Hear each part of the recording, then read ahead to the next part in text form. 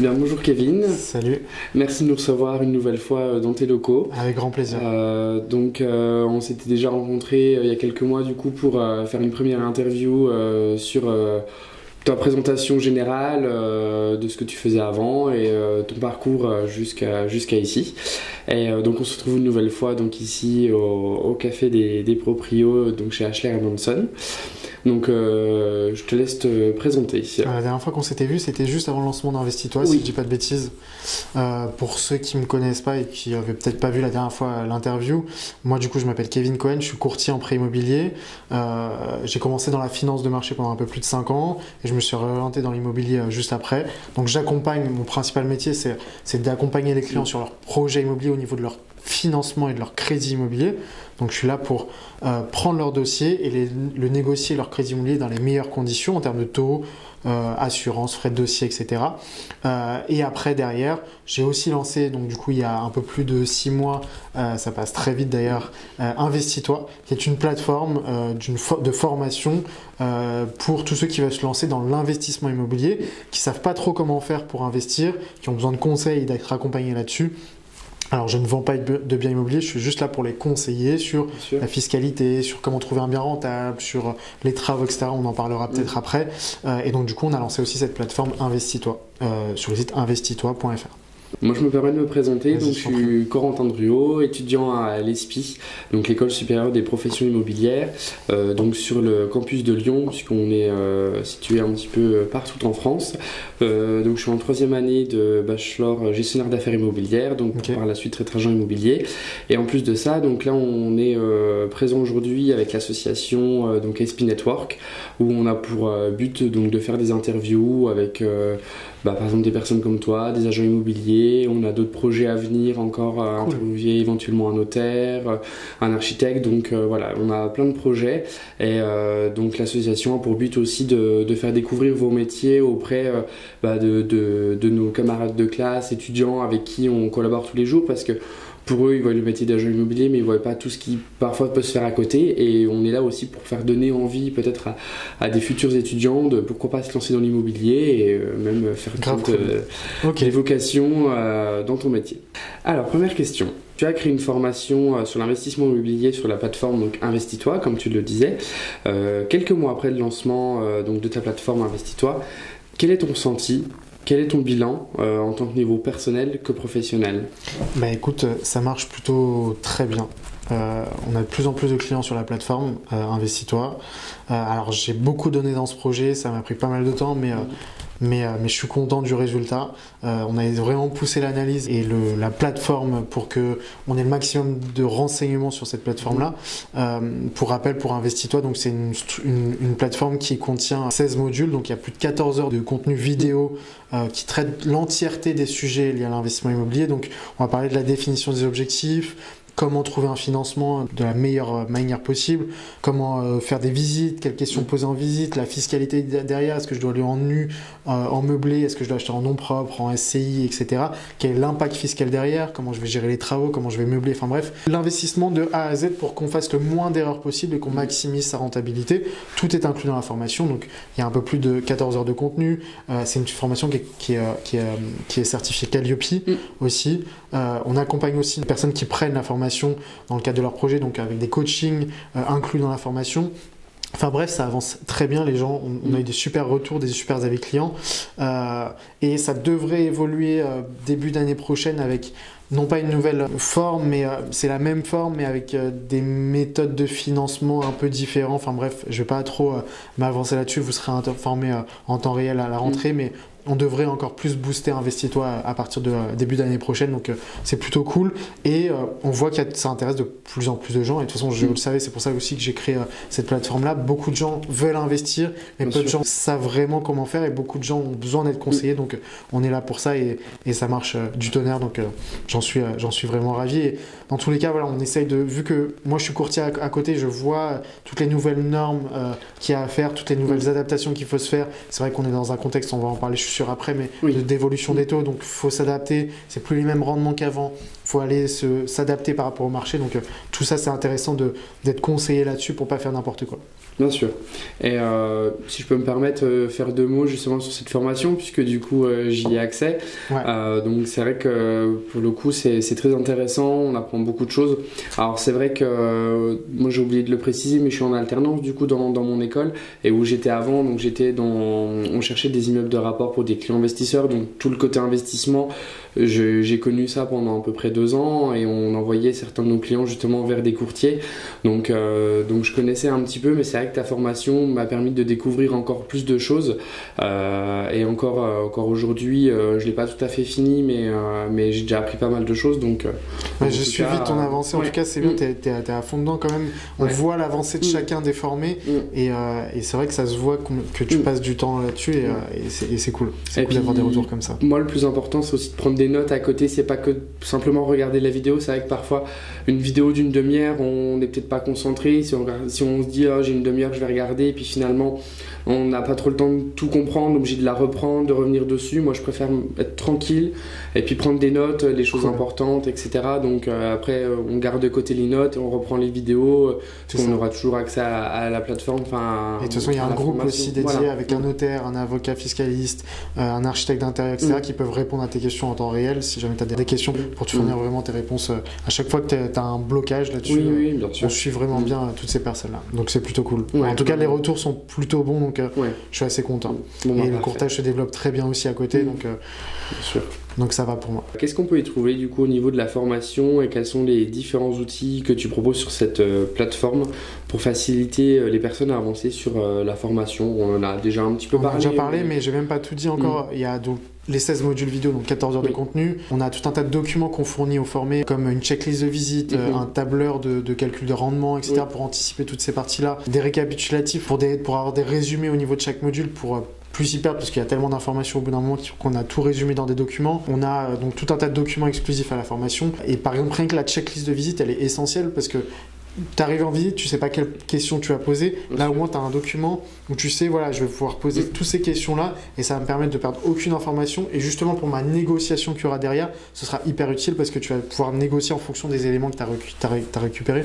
Donc rien que ça, c'est super utile. On a un groupe de discussion avec tout un tas de professionnels du milieu, donc un courtier, donc c'est moi pour le coup, mais un notaire, un avocat fiscaliste, un architecte d'intérieur, etc., qui répondent à tes questions en temps réel. Un coaching privé avec moi d'une demi-heure à peu près par mois, où pareil, on va faire le point sur l'avancée de ton projet, pour voir justement quelles sont les étapes que tu as pu, quelles sont les difficultés que tu as pu rencontrer, et t'aider pour pas te lâcher jusqu'à l'aboutissement de ton projet. Enfin bref, tout un tas de choses justement qui vont t'aider dans cette formation pour aller jusqu'au bout de ton investissement. Mais dans tous les cas, encore une fois, et ça je le dis et je le redirai tout le temps, ok, c'est bien de t'accompagner, mais il faut vraiment que tu t'investisses dans ton projet, parce que quand la personne qui prend la formation, ça sert à rien de la prendre si c'est pas pour aller derrière justement aller puiser dans ces informations, à être curieux un minimum, et vraiment s'investir.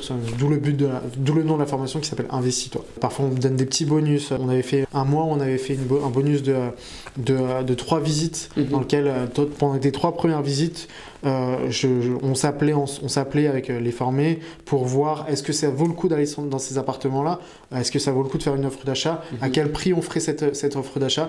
Et les 3 premières visites, en général, on ne sait pas trop quoi faire, donc on aidait dans ces 3 premières visites.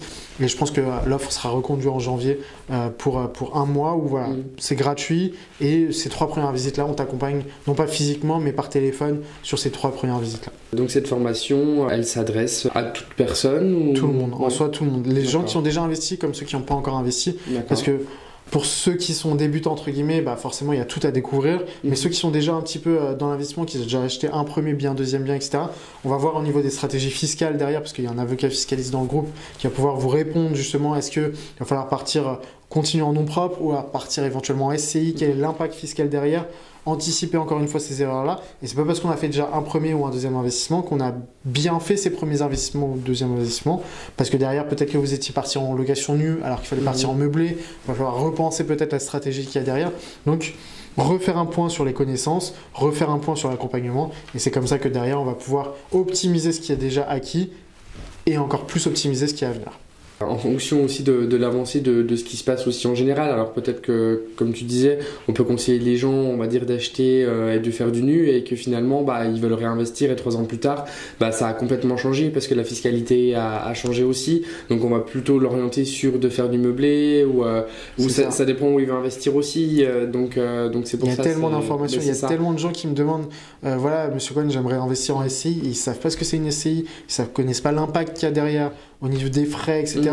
C'est essentiel de se former avant d'acheter, parce que derrière ça a des conséquences sur 20 ans, 25 ans qui sont, surtout sur les premiers investissements, c'est les plus importants. C'est pour ça qu'il faut se faire accompagner, et d'autant plus que avec ce qui se passe en ce moment, les hausses des taux, etc., un contexte avec des analyses au niveau des DPE, etc., qui sont un peu plus poussées, tout ça, ça aura un impact. Donc, il faut vraiment se former en amont du projet pour anticiper toutes ces choses-là, et on se fera un plaisir d'accompagner nos clients là-dessus. Depuis l'inflation qui a eu un impact significatif sur le marché de l'immobilier, comment tu as observé ces changements et comment tu as adapté ton approche pour aider les clients dans ce contexte inflationniste? Effectivement, il y a un contexte inflationniste depuis pas mal de temps. Peut-être un an et demi. Pour rappeler le contexte et ce qui se passe concrètement sur le marché, la BCE, donc la Banque Centrale Européenne, essaye de maîtriser cette inflation. Avec Christine Lagarde à sa tête, on essaye d'obtenir un taux et d'arriver sur un taux à 2% d'inflation. Tant qu'on n'arrivera pas à 2%, la BCE augmentera ce qu'on appelle les taux de refinancement. Les taux de refinancement, c'est quoi? C'est le taux auquel la banque, elle emprunte. Donc la banque emprunte plus cher parce que la BCE augmente ses taux, et la banque, elle répercute cette hausse de taux auprès des clients. Et les clients, c'est qui? C'est les acquéreurs comme toi et moi qui veulent faire des crédits immobiliers. Donc c'est pour ça que les taux augmentent, parce que l'inflation n'est pas maîtrisée. Et tant que ces taux-là n'arrivent pas à 2%, ce qui n'est pour l'instant pas près d'arriver, en tout cas, c'est pas d'actualité, on n'arrive pas encore à maîtriser l'inflation, les taux continueront d'augmenter. Donc du coup, si les taux augmentent, les emprunteurs peuvent emprunter moins, donc les capacités d'emprunt diminuent. Donc comment on s'adapte auprès de nos clients? On met à jour beaucoup plus régulièrement leurs capacités d'emprunt, parce que d'un mois à l'autre, les capacités d'emprunt diminuent. Donc au lieu de rappeler les clients tous les 6 mois, maintenant on va les rappeler tous les mois, ceux qui ont des vrais projets, des projets sérieux, pour dire voilà, monsieur, vous aviez une capacité d'emprunt de 200 000 le mois dernier, maintenant on a une augmentation de taux, je sais pas moi, de 0,10, 0,20, donc aujourd'hui elle a baissé de 190 000. Et au moins, ça va nous permettre de cadrer le dossier et de s'assurer que le client ne va pas s'engager en dernière minute sur un bien ou avec une capacité d'emprunt avec un endettement trop élevé. Parce que du coup, on a préparé en amont son dossier et on sait qu'on a contrôlé sa capacité d'emprunt avec l'augmentation des taux chaque mois. Donc, quelles sont les tendances actuelles en matière de taux d'intérêt? Alors actuellement, là on est en décembre 2023. Là aujourd'hui, ça continue d'augmenter chaque mois. Ça prend à peu près 0,10, 0,15 par mois à peu près. On est sur une moyenne, et je parle bien de moyenne, on peut encore avoir mieux que ce que je vais vous donner là. On est en moyenne à 4,60, 4,70% sur 25 ans. Ça continuerait a priori d'augmenter, parce que encore une fois, l'inflation n'est toujours pas maîtrisée. Mais en même temps, la BCE a certaines pressions, parce que malgré le contexte inflationniste, il y a un réel impact sur l'économie actuellement sur le marché. Et donc du coup, il y a beaucoup moins d'acquéreurs qu'avant. Donc l'économie tourne moins bien au niveau du crédit immobilier. Donc ils ont a priori certaines pressions pour stabiliser cette hausse de taux pendant plusieurs mois, parce que les acquéreurs ne peuvent plus acheter à cause de cette hausse de taux là. Donc on aurait certaines informations comme quoi on aurait une stabilisation des taux entre début 2024 et mi-2024 à minima, et potentiellement, c'est ultra hypothétique, on n'en sait rien, mais a priori on aurait une première baisse des taux fin d'année prochaine, à peu près. Milieu, fin d'année prochaine. De quel ordre? Est-ce qu'on va revenir à 2% ou on va se stabiliser à 4%? J'en sais rien.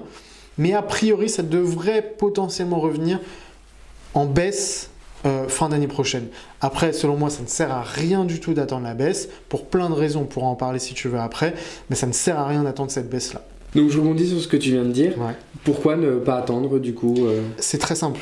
À aujourd'hui, les taux sont très élevés. Ok, on le sait, et c'est comme ça, il faut s'y faire, il faut s'adapter. On est sur un contexte où les capacités d'emprunt sont plus les mêmes, et il y a, à cause de ça, beaucoup moins d'acquéreurs sur le marché par rapport à avant. Et pour autant, il y a beaucoup de vendeurs, il y a beaucoup de gens qui cherchent à vendre leurs biens. Donc on a beaucoup d'offres et peu de demandes. Si on décide d'attendre que les taux baissent, qu'est-ce qui va se passer? Quand les taux vont commencer à baisser, il y aura beaucoup plus d'acquéreurs sur le marché, et donc du coup tout le monde va se remettre à acheter, donc les prix vont commencer à augmenter. Là aujourd'hui, qu'est-ce qui se passe? Comme je te l'ai dit tout à l'heure, il y a beaucoup moins d'acquéreurs, donc il y a des marges de négociation beaucoup plus importantes, et vous pouvez acheter bien en dessous du prix du marché parce que vous avez la main sur la négociation en tant qu'acquéreur. Il y a beaucoup de gens qui veulent vendre, peu d'acquéreurs. Donc dès qu'il y a un acquéreur qui va se présenter, la moins d'offres va être beaucoup plus étudiée par rapport à avant, même si elle est agressive. Donc la stratégie, c'est quoi? C'est d'acheter maintenant, certes avec des taux élevés, on n'y peut rien, c'est comme ça, de négocier à mort, de faire 10, 15 visites, et sur les 10-15 visites, si vous faites 10-15 offres agressives, il y en aura forcément une qui va passer.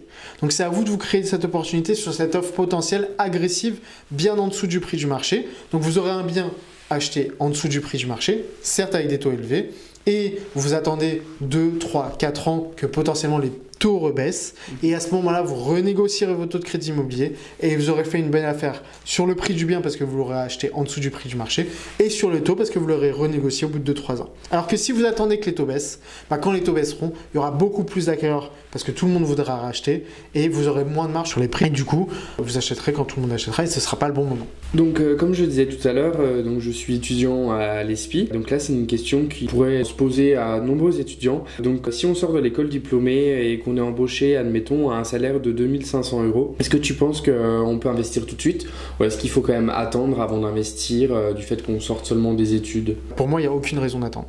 Si vous avez un vrai projet immobilier, il n'y a aucune raison d'attendre. C'est la raison pour laquelle tu attendrais, c'est que tu te formes un minimum pour que tu saches dans quelle direction tu dois aller.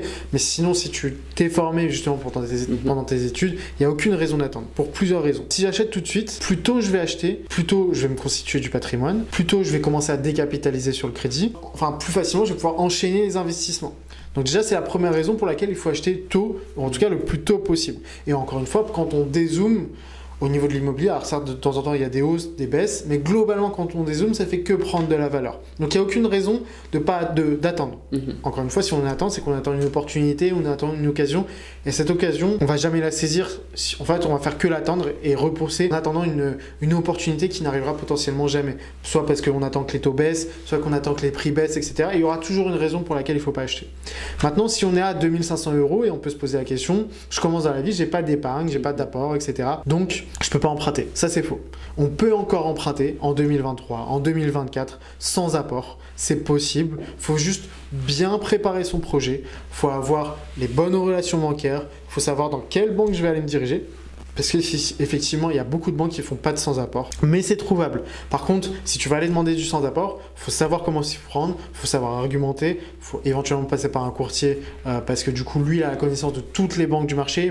Il va savoir dans quelle banque on peut aller chercher un sans-apport, dans quelle banque on ne peut pas aller chercher un sans-apport, comment argumenter auprès de ces banques, mais il n'y a pas de raison de ne pas obtenir un sans-apport cette année et en 2024, et même dans les années à venir. Il faut juste savoir où aller et comment le faire le plus tôt possible. La seule condition pour le coup, si tu viens de commencer, c'est d'être en CDI, mais sans période d'essai. Dès que tu n'es plus en période d'essai, c'est bon, t'achètes. Ça sert à rien d'essayer de te constituer un apport. Tu peux, c'est une bonne raison, mais à partir du moment où tu as des comptes propres, un minimum d'épargne, même si c'est pas de l'apport que tu vas mettre dans le projet, et un CDI, c'est bon, tu peux te lancer. Donc les lois et les règlements immobiliers changent constamment. Est-ce que tu pourrais expliquer comment tu restes au fait des évolutions et comment cela affecte ton travail ?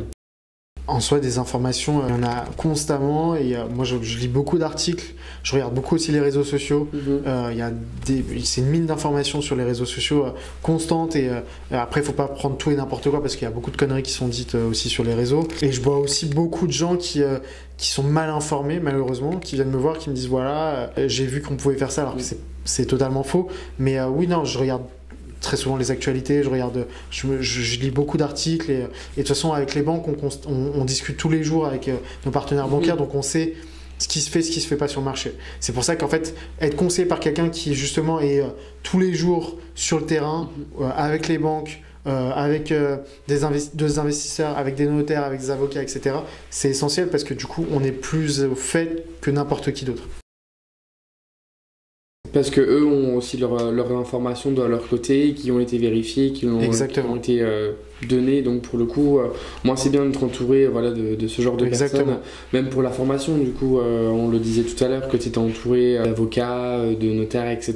Je vais rebondir là-dessus d'ailleurs. Il y a eu une réunion au Conseil de stabilité financière, le HCSF, le 4 décembre dernier, où Bruno Le Maire a essayé d'assouplir entre guillemets les conditions d'octroi des crédits immobiliers. Donc pour alléger les conditions, pour obtenir plus facilement des crédits immobiliers.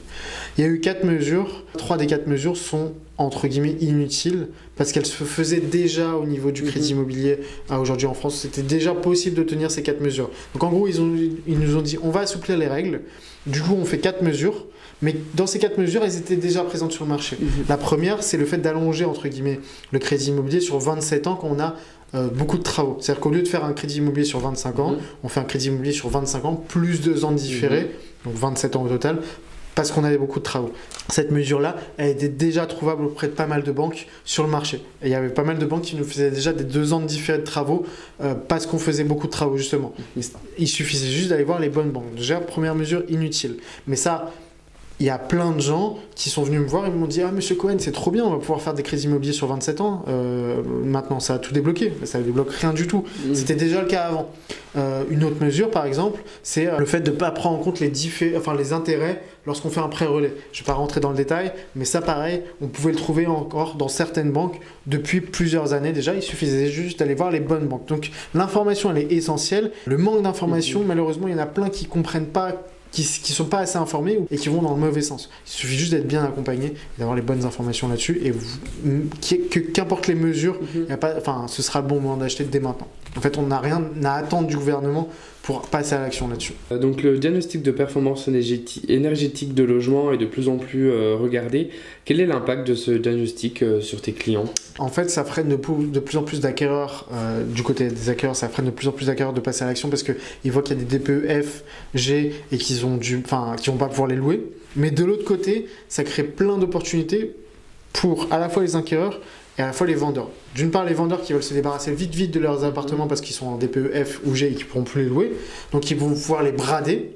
Et de l'autre côté, les acquéreurs, justement, qui recherchent ce type de bien-là parce que ils vont pouvoir faire des travaux de rénovation énergétique qui vont changer la lettre, qui vont les ramener à E ou D, et donc du coup, qui vont pouvoir, avec quelques travaux qui sont au final pas très chers en fonction de certains biens, se créer des vraies opportunités parce qu'ils vont acheter des biens bien en dessous du marché et qui vont pouvoir les ramener avec des lettres D ou E, et donc du coup, va se créer eux-mêmes leur opportunité. Donc ça, c'est au niveau des acquisitions. Au niveau des prêts immobiliers, qu'est-ce que ça change? Ça change que déjà les banques sont de plus en plus regardantes sur les DPE.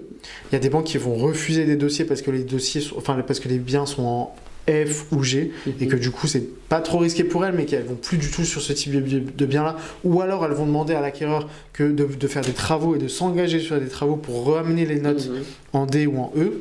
Donc ça, c'est la première chose.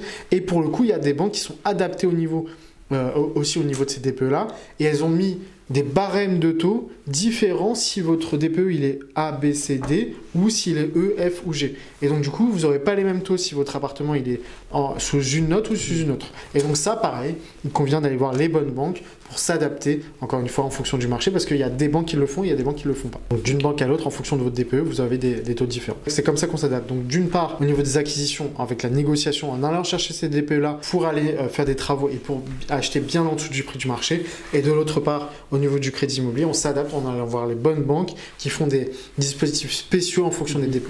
Je rebondis sur ce que tu disais auparavant sur les DPE F et G, et que du coup les biens étaient en dessous du prix du marché. En venant à notre rendez-vous donc aujourd'hui, je me suis arrêté justement devant une agence immobilière par curiosité, parce que quand on est dans le monde de l'immobilier, on aime bien regarder un peu ce qui se vend. Et c'est vrai que j'ai trouvé des appartements, des T2 sur Lyon, ou même dans le 9e, qui est en train de se développer sur Lyon. Et je trouvais que les appartements n'étaient pas chers, et c'est vrai que tout de suite j'ai mis l'œil sur le DPE. On était sur du DPE F, sur un T2 qui faisait une quarantaine de mètres carrés à 180 000 euros. Je me suis dit, pour moi c'est pas cher pour le 9e arrondissement à Lyon. Et c'est vrai que quand on voit du coup le F, forcément le prix du coup va avec et baisse du coup. Et je me dis, mais c'est vrai que ça pourrait être une opportunité d'acheter ce bien, de le rénover un petit peu. Ils ne veulent pas se prendre la tête, mais c'est comme ça que vous allez faire des plus-values énormes sur les biens.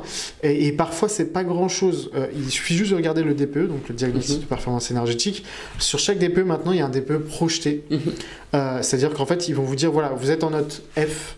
Pour revenir à une note D, il vous faudra faire ça comme travaux. Ça va vous coûter à peu près tant. Et du coup, en fait, vous avez juste à calculer par rapport au prêt au mètre carré auquel vous achetez, plus les travaux que vous allez engager. Est-ce que c'est au-dessus des prix du marché? Si c'est en dessous, ça vaut le coup d'acheter pour rénover derrière. C'est aussi simple que ça. Parce que justement, maintenant, les diagnostiqueurs sont équipés et ont été formés petit à petit depuis ces dernières années.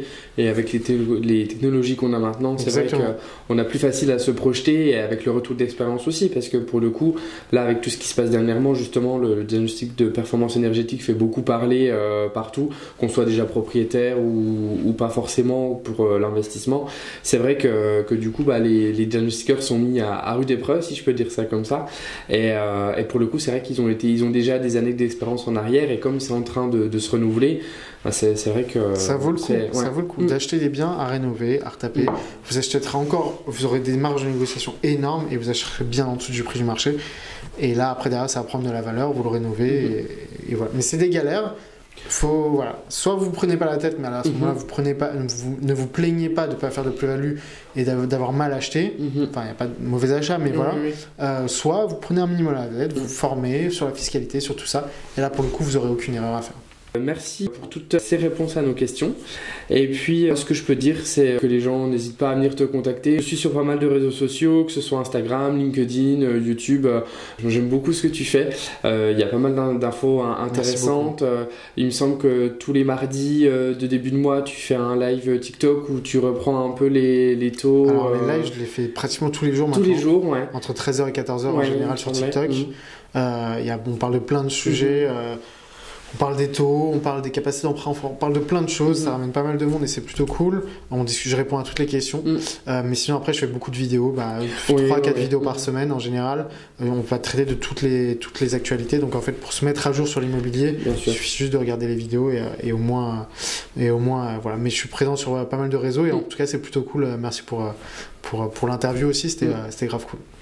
Parfait. À très vite. À très vite. Ciao.